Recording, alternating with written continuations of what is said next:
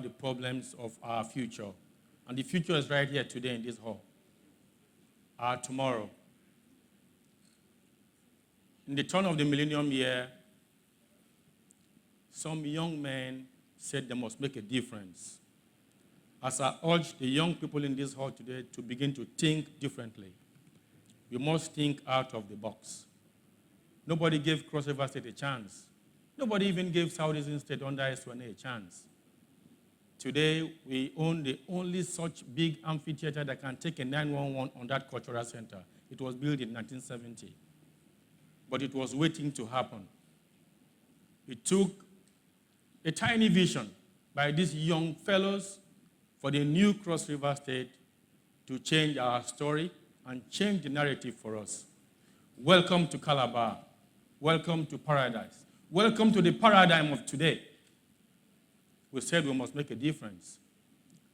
Carnival Calabar is easily the conscience of the people of Calabar, Cross River State. The warmth, the energy, the dance, the costume. What you see on that 12-kilometer route is not just serious business, but it is serious, serious business. The industry behind Carnival Calabar is huge. Qualification to participate in Carnival Calabar is zero. Just learn to be nice, to be hospitable, great smiles, warmth that is innate in us. That which we are born with. The greenery of our people. The three strong pillars for our sustainable tourism initiative: the community, the environment, and of course, the products. We have an oversupply of the products. The moment you have that warm, welcome, you're a winner already. Today, we have experienced over 52,000 revelers on a 12-kilometer route. We have experienced about, between 2012 and 2006, 2003 to 2006, we inherited about 4,000 jobs in this sector. But if you take a cursory look at the demographics through a span of 6 years to 2012 to 2016 to 2017, this grew by about 22,000 jobs that were created in this subsector. Next slide. This is a gamut of the subsector in hospitality. Like we said, tourism itself is the flagship, but Carnival is the pull factor. We have the beaten and unbeaten tracks for tourists. The authentic culture of our people are the unbeaten tracks. The beaten tracks are the regular destinations. Those things we turned around. They were initially sites, but we turned them to destinations by value addition. It took the job and the brainchild of this young generation of people to turn things around for us. If you look at the slide before, the cottage industry in Carnival Calabar ranged from beats making, choreography itself, costume, makeup, dance, and of course, the creativity in us, first of all, is the gateway. I'll take on the next slide, please. Yep. I decided to do a select magnitude of the tourism industry. 2016 saw us receiving about 386 tourists to the city of Calabar and Cross River State. By 2017, it had grown to 417. And the tourist spend used to be 34,000 naira. As the needs increased, it grew to about 37,000 naira for 2 nights. But recall that during the Power Week, which is the parade week, the Carnival week, hotels market and sell minimum of 5 rooms, maximum of 7 rooms. But we decided to do our benchmark, carry out our benchmark with 2 nights. Tourist accommodation, as you could see, we inherited about 4,900 beds as of 2016. They grow. And the last quarter of each year is the captive year. The private sector is now energized to begin to say, where will these people stay when they come? Remember, the African ab initio, we don't stay in hotels.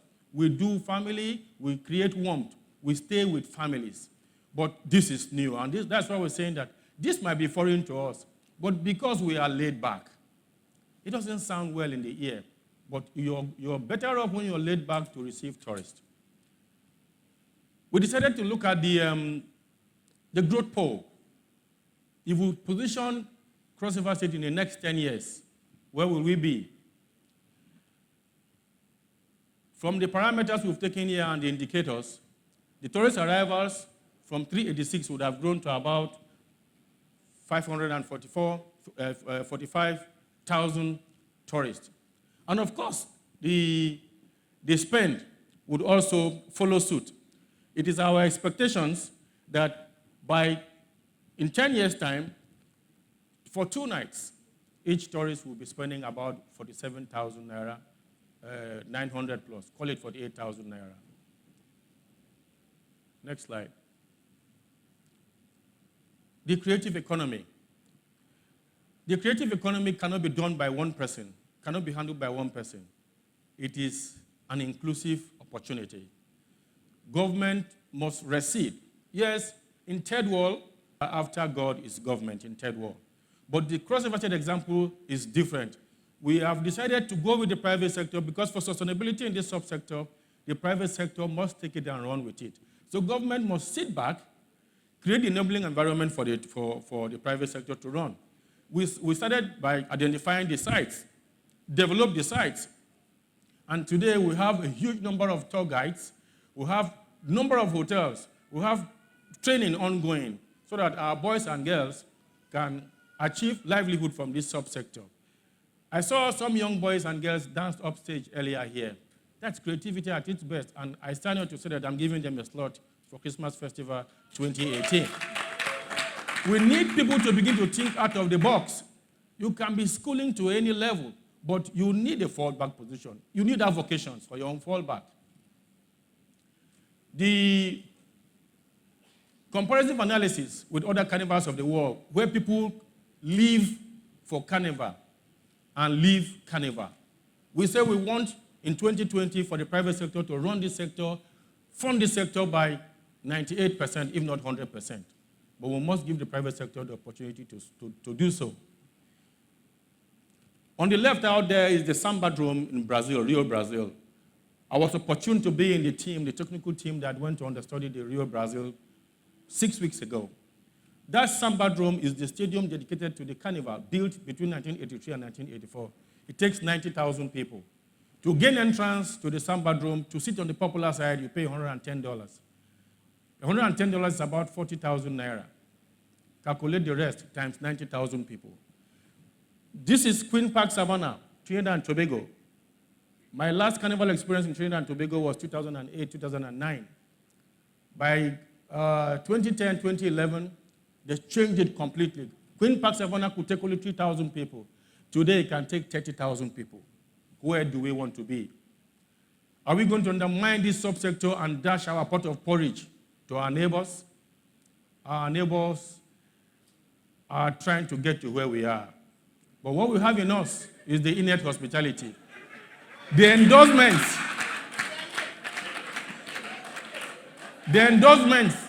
for a project of this nature in third world is for them to ape you. When people ape you in third world and in Nigeria, just know that you're doing well.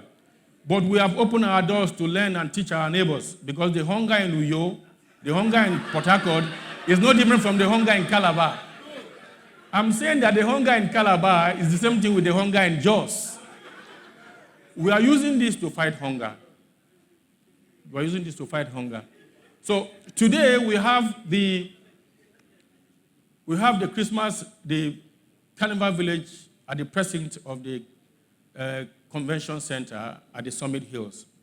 It's work in progress. We believe that if we organize typical reviews for teeming tourists who come to the city, if you look at the demographics I showed earlier, immediately after Carnival, the first quarter, we received a surge of visitors into the city of Calabar. Then the second quarter, it dipped. Then the third quarter, it went up because of conference visitors. People who were here to observe the carnival went back home and told people about the greenery, about the peace, about the love they found here in Cross River State. A lot of men came here alone and went back double to the glory of God. So for the festival village, studios are to be established there for the 5 carnival bands and more as they they get registered in future. But the idea is that if you have a group of 10 to 20 tourists, you can present a typical carnival presentation to them in no time. It has an amphitheater, an open-air theater. Then it has showrooms where tourists can also pick costumes at short notice and be on the carnival route.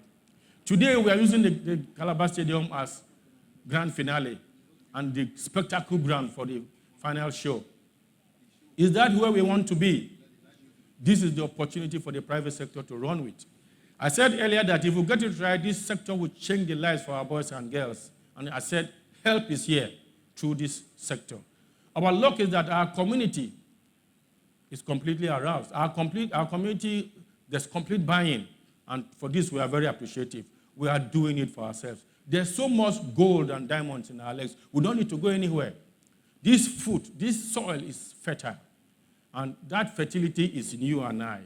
We can bring it out to the fore. Why the creative economy? I talked about this young man earlier. You heard the fellow with the spoken word. We were all blown away. This can change lives. If you ask a young fellow 10, 12 years today, what do you want to be? Nobody wants to be a politician anymore. They want to be Michael Jackson. They want to be Neymar. You know? Talent is what we're talking about now. The creative economy will lead to renewable resources. And of course, the role of culture in promoting tourism. Like I said, culture is the palm oil with which our tourism is eating. Our way of life, the way we receive people, the way our women cook, the way our women walk, the way our women smile, the way we smile the guys. We look different. If you get into any crowd and you are an aqua cross person, you stand out. I'm sorry, my other brothers, but you stand out to the glory of God. So what am I saying here? The platform for cultural diplomacy, value addition, changing of lives, peace initiative is assured through Carnival Calabar.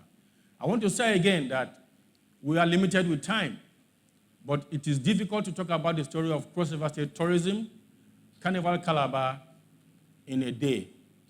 Thank you. Please come to Carnival Calabar 28.